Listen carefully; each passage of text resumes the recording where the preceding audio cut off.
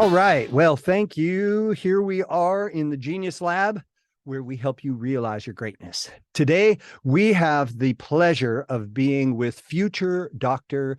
Spencer Singh. I've known Spencer since he was in what? Junior high school? Yeah, We've long time. And he's done some incredible things in his life. And I thought it would be really fun. And he agreed to come on and share his thing. And so, Spencer, I'm going to turn it over to you. You know, the big thing that we do here is we help people realize their greatness, and that means something different to everyone. Mm-hmm. And so, what does it mean to you? And tell us about yourself. Yeah. Well, first off, I appreciate you having me, Toby. You know, I think it's a great idea and great podcast and what you're doing to help inspire people, right? And you know, taking a step back and looking back on you know what I've done over my short 27 years here and what my future plans are. You know, when I sit back and I talk to some of my friends who are obviously in the younger generation, there's been a lot of stigma, a lot of talk about, you know, society's timelines and hey, you need to have this job to be successful in life. You need to be on this timeline. You need to be married by a certain date. Yeah. And you know what I really did was I took a step back and reevaluated what my passions were, what my dreams were, and how could I get to that, not necessarily in the fastest way, but in the most appropriate way, and being able to learn along that journey and along that path to get to where I wanted to be in life. Got it. Yeah. And so, you know, with that, what I decided to do, I was in investment banking. I graduated in 2018 with a finance degree from Miami, Ohio. And I started within investment banking because at the time, that's what I thought I wanted to do. Uh-huh. You know, I had always been exposed to the healthcare side of things, but you know, I felt like the business side was where I could make the most impact day to day in, you know, anyone's life for that matter. And as I got more into it and I got deeper into the healthcare investment banking realm, you know, I really realized that, you know, while this was an interest, it wasn't a passion of mine. And that's good. I like that. So we have things that we're interested in, but then there's the passion. Yeah. It's not like the core of your being, right? And Got it.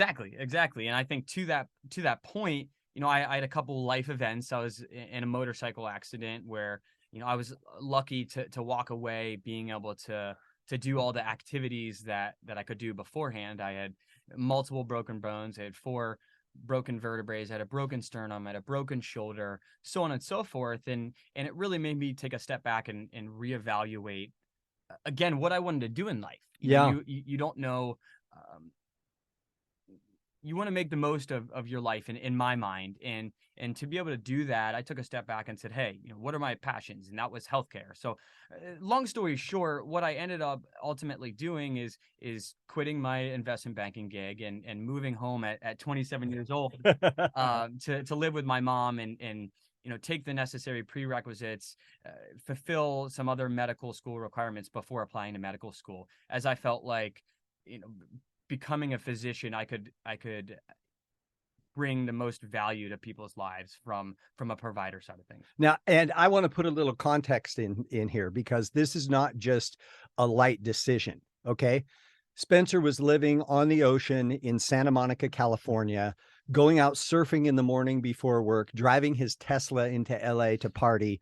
I mean, he was very successful at a very young age.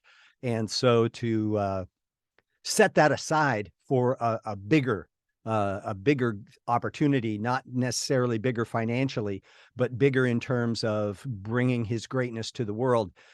This was a huge, huge sacrifice.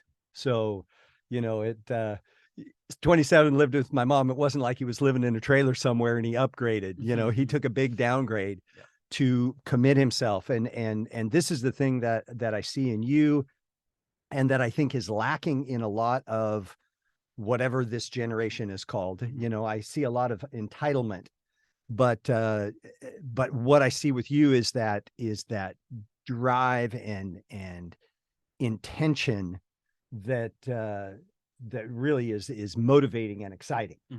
carry on. I just wanted to give some context there. No, I appreciate that. I think you hit the nail on the head on all fronts, right? It's something where, to your point about our generation is, I've seen that plenty of times when I worked within the investment banking realm, and we were hiring analysts. You know, we saw the, for lack of a better word, entitlement, or in today, I just got off a search committee opportunity where we were looking to hire at my university for a specific coordinator position, and some of the applicants that came in didn't have the right resumes, came in and had a very lackluster presentation. And so really, I've seen a lot of people in today's society where they're just kind of checking the box, kind of going with the flow, and not really excelling. And that could be because maybe you're not passionate, and maybe you're not fully vested in what you want to do. And that's where I urge you to take a step back and figure out what your passion is in life. And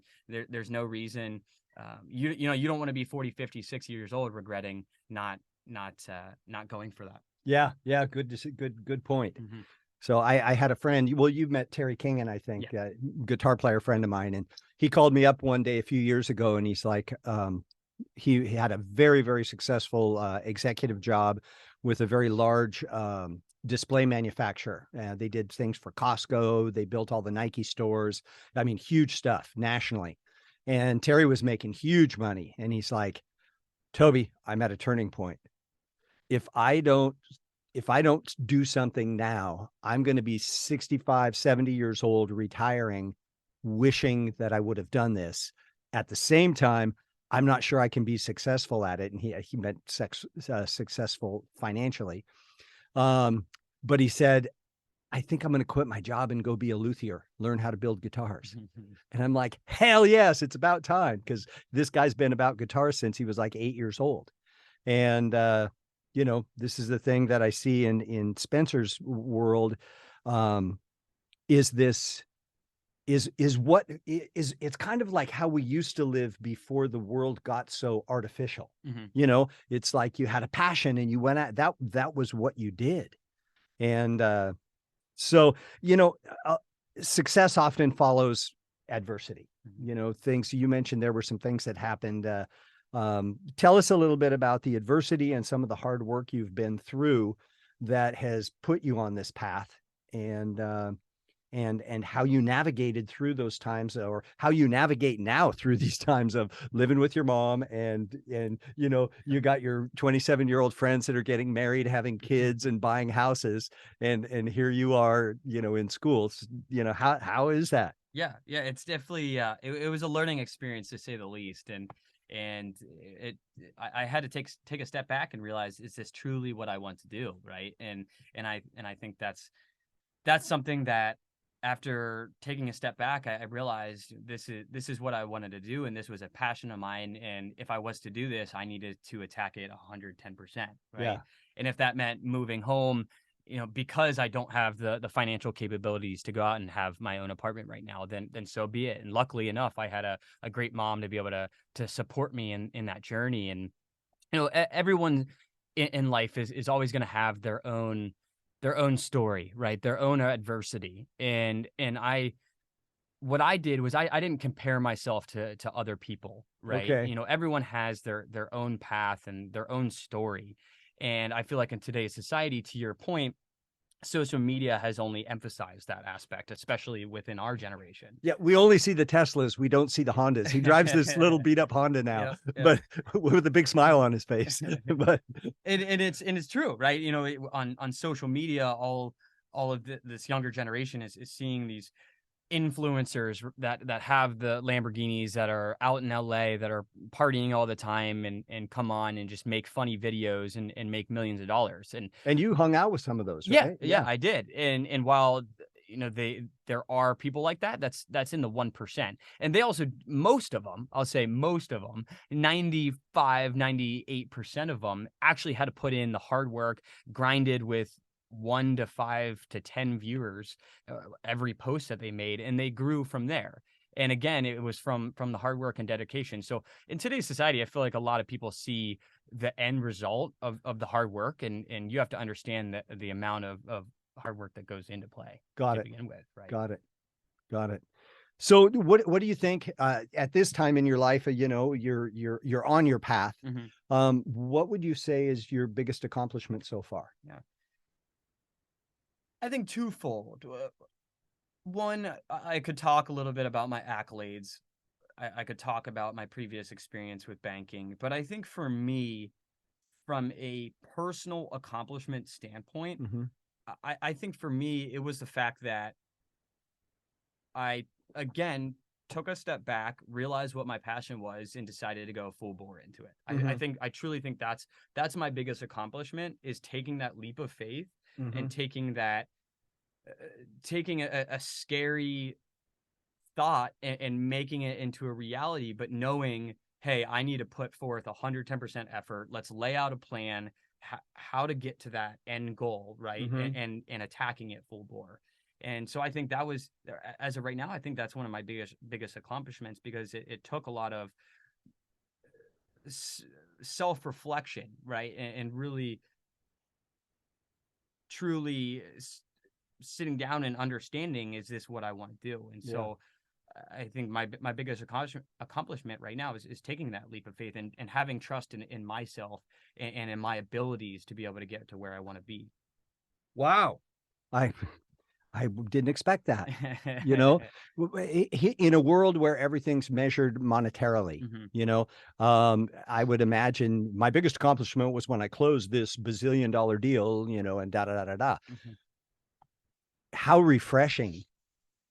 The biggest accomplishment is following my passion, because there's a lot of Walking Dead people out there in the C-suites. And I remember an attorney friend, or I knew his daughter, and this guy was, very successful attorney in Portland, Oregon. His dream was to have a home in Cannon Beach and drive a Corvette. So he saved and saved and saved, worked his ass off. His his marriage fell apart. His kids don't talk to him, on and on and on. He hit retirement age. He gave his notice, sold his part of the partnership, had a gazillion dollars, went down to the Chevrolet dealership, bought himself a new Corvette, drove to Cannon Beach, dropped a couple mil on a really nice house, went home, and while he was packing, he died of a heart attack. Wow. So it's like, wow, when what's your measuring, measuring device? It's not matrix. What is that, right? I'm not sure. So, well, to further your point, I've seen it in the millennials and in my generation too, is they always want the bigger and better thing, and they're always striving for, I want the car, I want the money, I want the house. And we've seen it with some of my friends that were influencers, were getting to the top, and they wanted more and more and more, but in reality they weren't happy until they stopped all of that and reevaluated, what actually interests me in life, how am I going to get the gratitude that I want. They're always looking for the acceptance, right? Yeah. That's a good point. So for people who are watching this, we're about Realize Your Greatness. You have made some amazing points that are very contrary to the social norm. Yeah. What advice would you give someone who's watching this right now to help them realize their greatness? I think first and foremost, everyone measures greatness in different ways. If that's specializing in a certain skill, that's fantastic. If that's getting to a certain place in your job with a certain title, that's fantastic. I think everyone measures greatness in different ways, and I urge yourself to find what that specific item or that specific goal is. And as you move through that, as you move through the journey, and as you move through the path to get to where you want to be, also appreciate the steps along the way. Right? Good point. Yes. And I think that's something that I've tried to do in my day-to-day life is, yes, I have this end goal of trying to get into medical school and ultimately, work my way into a surgeon type role. But I also want to appreciate my daily goals that I have for myself. Right. And I think chipping away every day at that goal is going to ultimately get me to where I want to be. So I urge you guys to slow down and really make sure you have a path forward, but slow down and just appreciate the daily challenges that you face to get to where you want to be. Wow. Fantastic. Spencer, thank you so much for being here. I Thank you. appreciate it. Thanks for watching the podcast. If you have any questions, feel free to contact me, Toby at tobychristensen.com. And thanks a lot, man. I'm so grateful that you're here, and you really put a new spin on things that makes a lot of sense. Yeah, So, I appreciate it, Toby. And it's great to see what you're doing with the GeniusLab podcast, and looking forward to coming on here again. thank you. We'll have you as you progress in your medical accomplishments. We'll have you back again. Thanks, everybody.